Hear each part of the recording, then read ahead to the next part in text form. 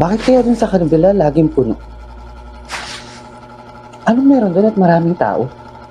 Suki, 5 kilo nga ng bigas, yung brand X. Sayang mamula ni. Next week pa po available. Ay, ganun ba? Ito, nagbago na talaga yung amoy at kulay ng bigas. Pansin ko rin, tumaas yung presyo ng bigas mo.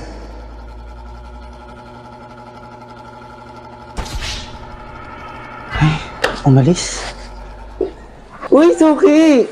5 kilong bigas nga, yung palagi kong binibili, ha? Ganda pa din ang quality, ha? Oo naman, Suki. Basta ikaw. Uy, Suki! Pabili nga ako ng 5 kilong bigas. Yung brand X. Daming stock, ha? Siyempre naman, Suki. Marami tayong dumating na bigas kanina. Mas maganda ang boto nito at mas maganda yung pagpaputi. At yung presyo dito mas mura. Good morning. Anong bigas po ang hanap ni ma'am? Tama ba to?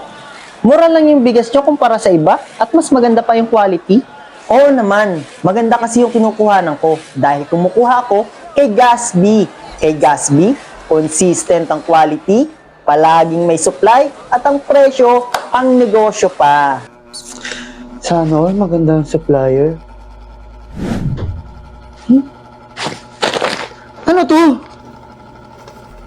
Sa panahon ngayon, bawal ang sana all. Dapat sure ka. Sure ka sa supply, sure ka sa quality, hindi pa bago-bago, at sure kang suwak ang presyo pang negosyo. Kaya kung rice dealership ang negosyo mo, dapat Gasby.